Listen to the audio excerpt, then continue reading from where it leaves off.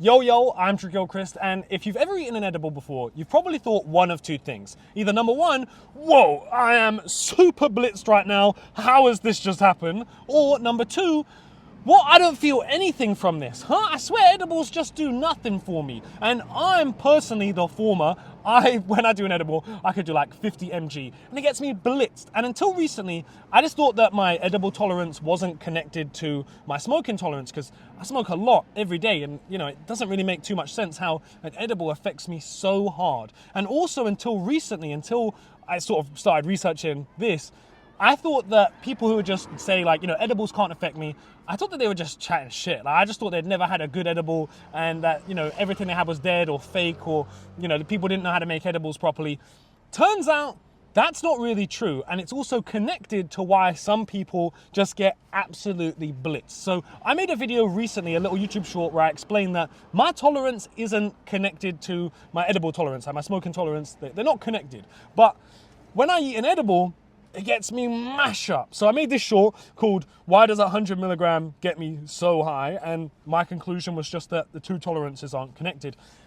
Turns out a lot of people started commenting about 11-hydroxy-THC. So I started looking into this, and it turns out 11-hydroxy-THC is actually produced by your liver. So when you take THC orally, like you eat an edible or you take an oil, it goes to your liver and then converts into 11-hydroxy-THC, which doesn't share a tolerance with normal THC. So for someone like myself, it makes sense as to why I can smoke all day. I could have a 3G J and, be like, yeah, this is nice. I'm nice and chill right now. But then I have like a 50 mg edible and I'm there like, and it's because I don't eat edibles a lot, so I don't have a tolerance for it. So when I have 11-hydroxy-THC, it gets me absolutely blitzed. Turns out this is also why some people just don't feel them at all. And like I said, until recently, I thought that everyone was just, chatting was or got sold something dead, and that was the reason why they couldn't feel an edible. I'm like, no, surely you can feel an edible. Nobody can't feel an edible. So it turns out about 1% of people have very little or none at all of a CYP2C9 enzyme, which is in your liver. And these are the type of enzymes that are actually responsible for converting THC into 11-hydroxy-THC. So if you don't have very many of these enzymes, you'll need to do like 1,000 mg edible to have the same feeling that most people would have from like 100 mg. But if you don't have any of these enzymes at all, which some people don't, you won't feel anything. And that's actually the reason why some people can't feel an edible at all. And I will say as well, I'm sure that there are many people out there that think that they can't feel edibles, or that will hear this right now and will be like, wow, I must be one of these people who doesn't have this enzyme.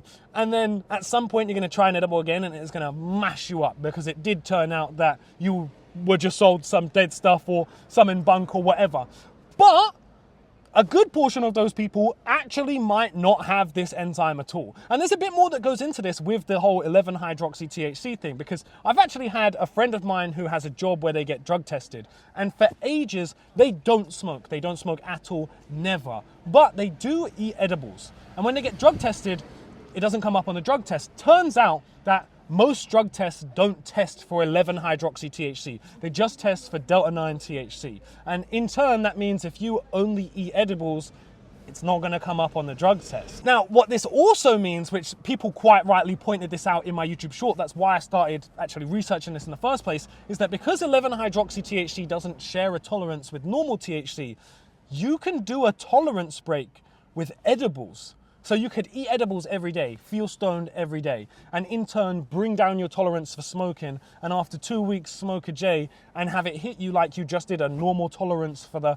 normal tolerance break, for the whole 2 weeks, which is mental. I never considered that you could possibly do that. So I wanted to make this video because I've recently learned about this. I thought it was hella interesting, especially because I was just thinking in my mind that my tolerance between edibles and smoking didn't connect. I didn't realize that it was actually because of it converting to something else in your liver. I also didn't realize this stuff about people not being able to get high from an edible at all. And I had no idea about the drug testing either. I didn't know that that was an option for people. So I wanted to make this video so I could just talk about what I'd learned. I also want to read the comments from people who probably know way more about this than I do. I'm sure there's going to be some smart science guys in the comments. Not all of them will be right, so make sure you think that as well while you're reading them, but I'm sure everyone's gonna have a lovely time reading the comments. I would love to learn more about this, so I will be reading them. Maybe come onto the live stream later tonight as well over on Kick. It's at 9 p.m. every night. I'll see you guys there. Have a good one. Peace.